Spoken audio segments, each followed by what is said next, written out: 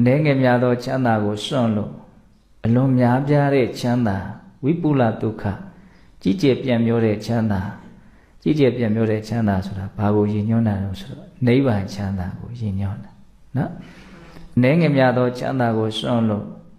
ကြီးကျယ်ပြန့်မျောတဲ့ချမ်းသာကိုရမယ်ဆိုတာကိုမြင်မယ်ဆိုရင်အမျှော်မြင်ရှိတဲ့ပုဂ္ဂိုလ်ဟာ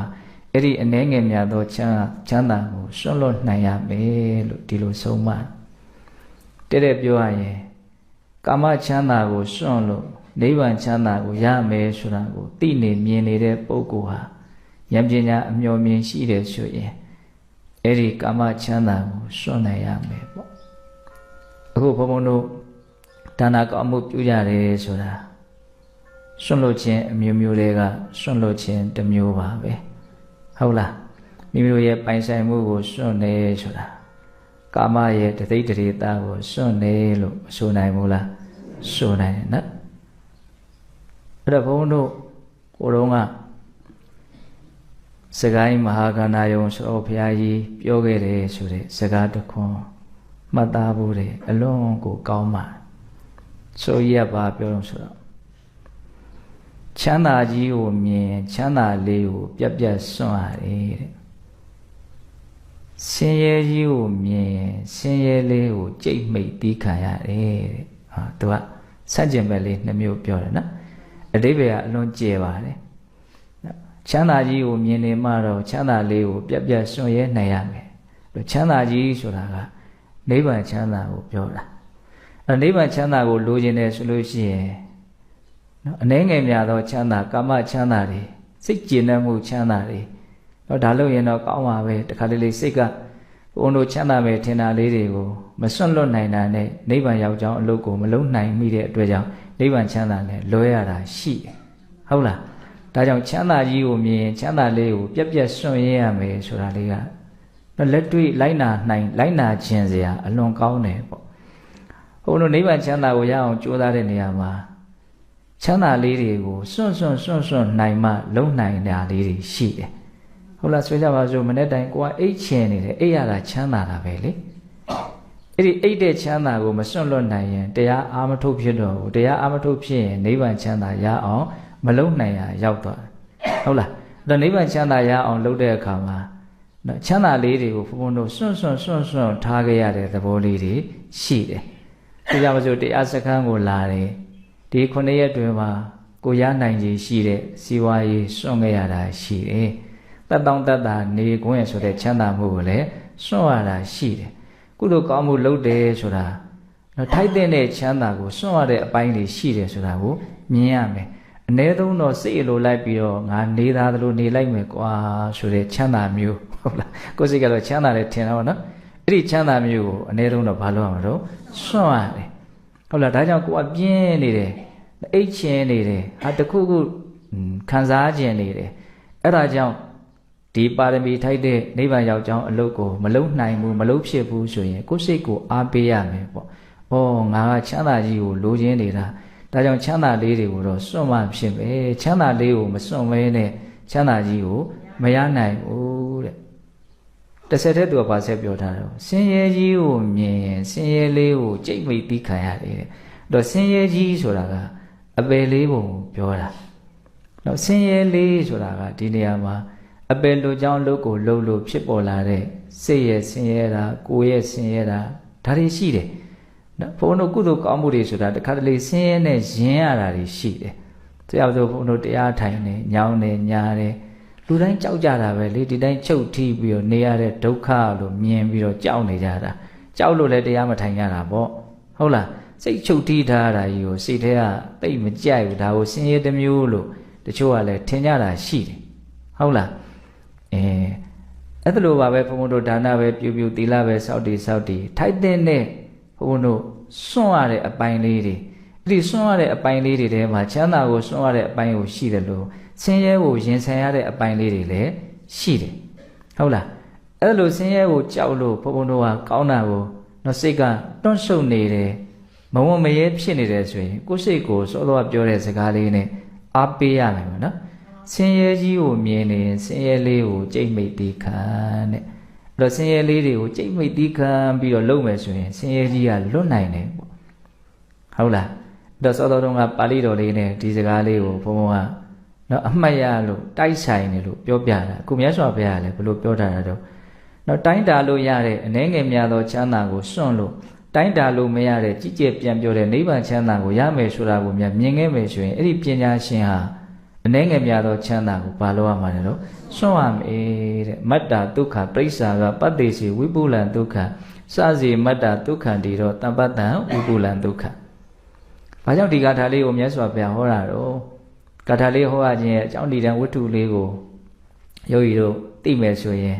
ဒီဂါထာလေးရဲ့အဓိပ္ပာယ်ကပို့ပြီးတော့ဉာဏ်ထဲမှာရှင်းရှင်းလင်းလင်းကြည်ကြဲပြတ်ပြတ်နားလည်သွားနိုင်တယ်ပေါ့။ဘာကြောင့်ဒီဂါထာကိုမြတ်စွာဘုရားဟောတာတော့ဆိုတော့မြတ်စွာဘုရားလက်ထက်ဟိုတို့ဝေသာလီပြည်မှာဘေးကြီးစိုက်တယ်ဆိုတာကြားဘူးလေနော်။နော်ဝေသာလီပြည်မှာနော်အစာရည်သာငတ်မုတ်ခေါင်းမရနေစပြီးတော့အာဟာရဓာတ်မပြည့်တဲ့အခါမှာနော်လောဘိကန္တကကကြောင့်ရောဂန္တကကဖြစ်တယ်။လူအသေးပြောက်များလာတဲ့အခါမှာနော်ဘယ်လူသေးရဲ့ဘေးပါသူကတခါတည်းဝင်းလာတယ်ပေါ့အဲ့လိုမျိုးကြောက်မဲ့ဖွယ်ရဘေးအန်တရာမဖြစ်လာတဲ့အချိန်မှာသူတို့ဒီမင်းကြီးမင်းသားတွေအကုန်လုံးတိုင်ပင်စည်းဝေးပြီးတော့နောက်ဆုံးအဖြေတစ်ခုရတယ်အဲ့ဒါကဘာတုံးဆိုတော့ဘုရားမှုရှိတဲ့တန်ခါကိုပင့်ပြီးတော့နော်ဒီဘေးတွေကိုငြိမ်းအေးအောင်လုပ်ကြမယ်ဆိုတဲ့ဆုံးဖြတ်ချက်ပေါ့အဲ့တော့မြတ်စွာဘုရားဘယ်မှာသတင်းသုံးတာတုံးဆိုတော့ရာဇဂိုမှာသတင်းသုံးနေတာအဲ့ဒါမြတ်စွာဘုရားကိုပင့်ရတဲ့အခါမှာဒီရာဇဂိုပြည့်ရှင်ဘုရင်ဗိမိတာရကလည်းဒီရာဇဂိုနဲ့ဝေသာလီမြတ်စွာဘုရားကြွမဲ့လမ်းမှာသူ့ရဲ့ပိုင်တဲ့အဆုံးထိရောက်အောင်လမ်းခီးကိုအလွန်ကြီးကြီးကျယ်ကျယ်ခန်းခန်းနာနာပြင်ဆင်ပြီးတော့မြတ်စွာဘုရားနဲ့တန်ဃာတော်တွေကိုပူဇော်တာလမ်းဘေးတစ်ဖက်တစ်ချက်မှာငပြောပင်နေဆိုင်ယူဇနာနဲ့ခြီတဲ့ခီးကိုလှုပ်တာနော်ထီးပြူတွေမိုးပန်းတွေခင်းအဲ့လိုလှုပ်တာသူကဟုတ်လားဟိုဘက်ကဝေသာလီဘက်ကလည်းပဲတကယ်ကိုအားကြမခံပဲဒီဗိမိတာရမင်းတဲ့နှစ်ဆသူကသူ့ရဲ့ပိုင်တဲ့ထဲမှာမြတ်စွာဘုရားကိုကြိုဖို့တကယ်ကိုခန်းခန်းနာနာဟုတ်လားအဲ့ဒါမြတ်စွာဘုရားရဲ့အပြန်ခရီးမှာလည်းပဲဒီခင်္ဃာမြစ်တစ်လျှောက်အလွန်ကြီးကျယ်ခမ်းနားစွာပူဇော်ကြတာဒီပူဇော်တာထဲမှာလူတွေမကဘူးနတ်တွေနဂါးတွေတောင်ပူဇော်ကြတာအဲ့ဒါမြတ်စွာဘုရားအဲ့ဒီဝေသာလိပြည်မှာရတနာတုတ်ကိုဟောတာပိဋကတို့အကုန်သိပါတယ်ဟုတ်လားနော်ဘေးကြီးတွေကင်းပြောင်ငြိမ်းသွားအောင်ရတနာတုတ်ကိုမြတ်စွာဘုရားဟောခဲ့တာအဲ့ဒီမှာအဲ့ဒီခရီးကပြန်လာတဲ့အခါမှာယဟန်တော်တွေကမြတ်စွာဘုရားရဲ့ဘုံတော်နန္ဒကံတော်နန္ဒလို့ဟုတ်လားသူတို့စိတ်ထဲမှာအဲ့လိုနာမည်တက်ထားတဲ့မြတ်စွာဘုရားရဲ့ကြီးကျယ်ခမ်းနားစွာနော်အပူဇော်ခံရတဲ့အနေအထားကိုချီးမွမ်းကြတာ။အော်မြတ်စွာဘုရားဘုံကံအံ့ဩစရာကောင်းတယ်ပေါ့နော်။အဲ့တော့မြတ်စွာဘုရားကနော်ဒါဘုရားရဲ့ဘုံကံကြောင့်ဒီလိုဖြစ်လာတာမဟုတ်ဘူးပေါ့နော်။တစ်ချိန်လုံးကငါပြုခဲ့တဲ့ကုသိုလ်ကောင်းမှုရဲ့အကျိုးပေးတတ်ပဲလို့အဲ့ဒါမြတ်စွာဘုရားကုသိုလ်ကောင်းမှုရဲ့စွန့်ရည်တတ္တိကိုပေါ်လွင်စေဖို့ကုသိုလ်ကောင်းမှုကိုအာကိုအာရပြုနိုင်ကြဖို့ဆိုတဲ့ရည်ရွယ်ချက်နဲ့နော်ဒီလိုကြီးမားတဲ့ပူဇော်မှုကိုခံရခြင်းရဲ့အကြောင်းတရားကိုဇတ်တော်တစ်ပုဒ်အနေနဲ့မြတ်စွာဘုရားဟောပြတယ်။ဒါတခုသောဘဝကဘုရားလောင်းကတော့သင်္ခလို့အမည်ရတဲ့ပုံနာကြီးတစ်ယောက်ဖြစ်တယ်။အဲ့ဒါသူ့မှာသားလေးတစ်ယောက်ထွန်းကားတယ်။သားလေးရဲ့နာမည်ကသူတိမတဲ့။အဲ့ဒါအရွယ်ရောက်တဲ့အခါကျတော့တက္ကသိုလ်ပြည်ကိုပညာသင်လွှတ်တယ်။အဲ့ဒါသူ့ရဲ့သားကပါရမီထူးခဲစွာပါလာတဲ့ပုဂ္ဂိုလ်ပြောရရင်ပစ္စည်းမဘဝိကသာနောက်ဆုံးဘဝနော်ပစ္စည်းကဗုဒ္ဓဖြစ်မှာအဲ့တော့တောင်းမဲ့မိခဲ့အရှိန်နဲ့တည်းဆိုသလိုပဲဆရာကြီးတွေလည်းရောက်ရောနော်ဒီဝေဒပညာကိုသင်တာအချိန်တိုလေးအတွင်းမှာအကုန်လုံးလိုတက်တယ်တက်တော့သူသင်ထားတဲ့ပညာကိုဉာဏ်နဲ့ဝေဖန်စီစစ်ကြည့်တယ်ဘာတွေတော့ဒါတွေကပေါ့နော်ဝေဖန်စီစစ်လိုက်တဲ့အခါကျတော့အစနဲ့အလယ်ပဲတွေ့တယ်အဆုံးကိုမတွေ့ရဘူးလို့သူ့စိတ်ထဲမှာအဲ့ဒါလိုနားလေတယ်ဒါကြီးကအဆုံးမရှိတဲ့လမ်းပဲအဆုံးမရှိဘူးဆိုတော့ပင်ပန်းတယ်ပေါ့နော်အဝိုင်းသွားနေတယ်မိုးဆိုကြီးပြောတာကြားဘူးတယ်မဟုတ်လားအဝိုင်းပြေးနေတယ်ဆိုတော့အဆုံးမရှိဘူးအဲ့ဒါဒီအဝိုင်းကနေထွက်မဖောက်နိုင်မချင်းပြေးနေုံပဲဟုတ်လားဝိုင်းနေလေပတ်နေတယ်အဲ့ဒါကိုဘယ်လိုခေါ်တော့ဝတ္တနော်လေပတ်စေတဲ့ကုသိုလ်ကိုဝတ္တကုသိုလ်လေပတ်မှုကနေဖောက်ထွက်သွားနိုင်တဲ့ကုသိုလ်မျိုးကိုဝိတ္တကုသိုလ်ပြီးတော့အဲ့ဒါလေးကိုနည်းနည်းပြောမယ်ဟုတ်လားအဲ့ဒါအခုအဲ့ဒီသူတိမလူလင်ကဒီသူသင်ထားတဲ့ပညာရမှာအဆုံးကိုမတွေ့ရဘူးမကျေနပ်နိုင်ဘူးအဲ့ဒါနဲ့ဆရာကြီးကိုမေးတယ်ဆ ဆရာကြီးရဲ့ပညာအဆုံးမရှိဘူးမဆုံးဘူးမပြီးဘူးဆိုတော့ဒါမကောင်းဘူးပေါ့ပြီးသွားမှကောင်းမယ်ပေါ့သူစိတ်ကဒါဘုံဘုံနားလေတယ်လို့ပြောကြည့်ရပါနော်အဲ့လိုမေးတဲ့အခါအဆုံးကိုမေးတဲ့အခါကျတော့ငါလည်းမသိဘူးတဲ့ဒါပေမဲ့အဲ့ဒီအဆုံးကိုသိတဲ့ပုဂ္ဂိုလ်တွေနော်ပြည့်စေကဗုဒ္ဓအရှင်မြတ်တွေအဲ့ဒီတောင်မှာရှိတဲ့တောထဲမှာသတင်းသုံးနေတာရှိတယ်အဲ့ဒါမင်းသူတို့ကိုမေးလို့ရှိရင်အဆုံးကိုသိနိုင်တယ်ဆိုအဲ့ဒါသူဒီမှာလို့လဲအဲ့ဒီပြည့်စေကဗုဒ္ဓအရှင်မြတ်တွေတွားပြီးတော့မေးတဲ့အခါကျတော့မင်းငါတို့လိုဒီလိုသင်္ကန်းဝတ်မယ်ဆိုလို့ရှိရင်အဲ့ဒီအဆုံးကိုသင်ပေးမယ်လို့ပြောတာအဲ့ဒါနဲ့သူသင်္ကန်းဝတ်လိုက်တာပေါ့အဲ့ဒီမှာပြည့်စေကဗုဒ္ဓအရှင်မြတ်တွေသင်ပေးတဲ့နီးနဲ့ကြိုးစားတဲ့အခါမှာသူလည်းပဲပြည့်စေကဗုဒ္ဓဖြစ်သွားတယ်အဲ့ဒါငယ်ငယ်လေးဘုန်းထင်ပါလေအသက်20တောင်ကြိုသေးမယ်မထင်ဘူးပေါ့နော်လူလင်ပြိုလေးဘာဖြစ်သွားပြီတော့ပြည့်စေကဗုဒ္ဓဖြစ်သွားတယ်ဘဝရဲ့အဆုံးကိုသူပြုတ်နိုင်တယ်ပေါ့ဘဝဆိုတာဒုက္ခပြီးဒုက္ခဖြစ်နေတဲ့သဘောတော့ဆုံးသွားမှကောင်းမှာဒါပေမဲ့ကျွတ်တို့ကဘဝဟာဒုက္ခပြီးဒုက္ခဖြစ်နေတဲ့သဘောလို့မသိသေးတဲ့အခါကျတော့ဘဝရဲ့ပုံမှာမက်မောမှုတွေ့တာမှုအပြည့်နဲ့နေကြတာဘဝကိုမစွန့်နိုင်ဘူးဘဝကနေမခွာနိုင်ဘူးဘဝကိုဖက်ထားတယ်ဘဝကိုတွယ်ထားတယ်ဒါကြောင့်ဘဝဆုံးရမယ်ဆိုရင်ဆုံးတော့ဆုံးချင်မှာမဟုတ်ဘူးဘဝတဏ္ဍာကမဆုံးချင်သေးဘူးလို့ပဲပြောနေမှာနေချင်းနေတယ်လို့ပဲပြောနေပါဟုတ်လားဒါကြောင့်ဘဝဆုံးသွားတယ်ဆိုတာကိုဉာဏ်မရှိဘဲနဲ့အားကျနိုင်မှာမဟုတ်ဘူးငယ်ငယ်လေးဘဝဘာဖြစ်သွားပြီတော့ဆုံးသွားပြီဘဝဆုံးသွားပြီအဲသူပြည့်စေကဗုဒ္ဓဘဝမှာလည်းပဲဒီသူ့ရဲ့အာယုသင်္ခါရပေါ့နော်အကြာကြီးနေရမယ့်ကံမပါဘူးမြန်ပြိဋိဘံဆံရတယ်ငယ်ငယ်လေးနဲ့ပြိဋိဘံဆံသွားတယ်အဲ့တော့မြို့တွေကလူတွေကအလွန်ကြည်ညိုကြတယ်ငယ်ငယ်လေးနဲ့ပြည့်စေကဗုဒ္ဓဖြစ်တယ်နောက်ကိလေသာအသောတရားကုန်ခန်းတယ်တကယ်သူတော်ကောင်းအစ်ဖြစ်သွားတယ်ဆိုတော့အလွန်ကြည်ညိုကြတယ်မြို့ကလူတွေကအဲ့ငယ်ငယ်လေးနဲ့ပြိဋိဘံဆံသွားတော့သူ့ဒီရုပ်ကလတ်တော်ကကျွင်းကြံတဲ့ဓာတ်တော်ကိုဇီရီလေးတည်ထားတယ်ဇီရီကအကြီးကြီးမဟုတ်ပါဘူးအမှတ်တရသဘောမျိုးလေးပေါ့ဇီရီလေးတည်ထားတယ်အဲ့ဒါဘုရားလောင်းဖြစ်တဲ့ဖခင်သင်္ခပုံနာကြီးကသားနဲ့အဆက်အသွယ်ပြတ်နေတာဘယ်နှစ်နှစ်ရှိပြီလဲအဆက်အသွယ်လည်းမရအောင်အဲ့ဒါနဲ့ပြန်လာချိန်မှာပြန်မလာတဲ့အခါဖေကြီးကလိုက်သွားရတယ်အဲ့ဒါဟိုရောက်တဲ့အခါကျတော့တိတာပမောက္ခဆရာကြီးဒီသားပဲမှာတော့လို့မေးတဲ့အခါမှာအဲ့ဒီဇီရီလေးကိုညွန်ပြတယ်ဒါတင့်ရဲ့သားနေဖြစ်ပေါ်လာတဲ့ဇီရီလေးပဲပြည့်စေကဗုဒ္ဓဖြစ်သွားတယ်အဲ့ဒီမှာငိုကြွေးတယ်ပေါ့ဘုရားလောင်းကသူ့သားကိုသူဖူးလည်းမဖူးလဲရဘူးမြင်လည်းမမြင်လိုက်ရဘူးအဲ့ဒါနဲ့ဇီရီရင်ပြင်မှာတယောက်တည်းဝမ်းနေကြည်ကွဲပြီးတော့နေရင်လည်းနောက်တော့သူဘာစဉ်းစားလို့ဆိုတော့ငါသားက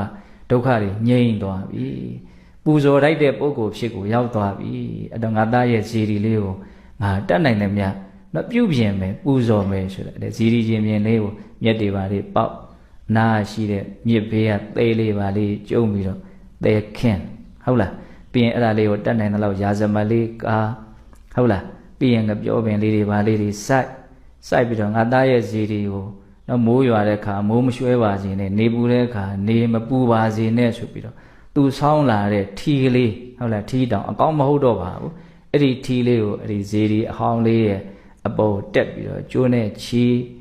ဘာမှခန်းခန်းနာနာကြီးကြီးကျယ်ကျယ်ကြီးတော့မဟုတ်ဘူးဒါပေမဲ့သူ့စိတ်ထဲမှာဘလောက်မြတ်နိုးပြီးတော့အလေးကလူထားပြီးတော့လုံနေတယ်လဲဆိုတာကိုတော့မြင်နိုင်တယ်ပေါ့ဟုတ်လားအဲ့ဒါဘုရားဖြစ်လာတဲ့အချိန်မှာဒီရာဇယိုနဲ့ဝေသာလီပြည်ကြားမှာအလွန်ကြီးကျယ်ခမ်းနားတဲ့မင်းနှစ်ပါးရဲ့နော်ပူဇော်မှုနော်ခန်းခန်းနာနာကြိုးစိုးမှုကိုခံရတာအဲ့ဒီသူတိမှာပြည့်စေကဗုဒ္ဓသူ့သားရဲ့ဇီရီလေးကိုအဲ့ဒါလိုပြုပြင်မွမ်းမံပြီးတော့ထီလေးတွေမိုးတဲပြူလေးတွေခင်းရာဇမန်လေးတွေကငပြောပင်လေးတွေစိုက်နောက်တော်ပန်းတောင်ပန်းလေးတွေခူးပြီးတော့ပန်းလေးတွေလည်းလှူခဲ့တယ်ဒီကောင်းမှုရဲ့အကျိုးဆက်ပဲလို့မြတ်စွာဘုရားအဲ့လိုဖော်ထုတ်ပြတာအဲ့လိုဖော်ထုတ်ပြပြီးတော့မှသောသောခါထာကိုဟောတာ